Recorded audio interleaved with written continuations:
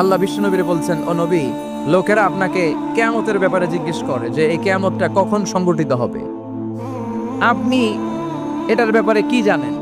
It's not your business, কিয়ামত কখন সংঘটিত হবে এটা উত্তর দেওয়ার মালিক তো আপনি না। ওরা আপনারে ধরে কেন? ইলা রব্বিকা মুনতাহাহা, এটার সব তথ্য উপাত্ত এক্সাক্ট টাইমটা জানে শুধু একজন সত্তা। চিল্লায় বলেন, তিনি কে? ইয়াসআলুনাকা আনিস সাআতি আইয়ানা মুরসাহা ফীমা আনতা মিন যিকরাহা ইলা রাব্বিকা মুনতাহাহা।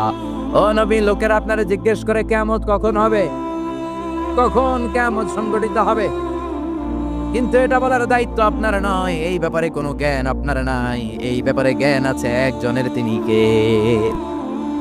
বিশ্বনবী মক্কায় দাওয়াত দিতে শুরু করলেন। বিশ্বনবী বলতে শুরু করলেন, এই দিন দিন না, আরো দিন।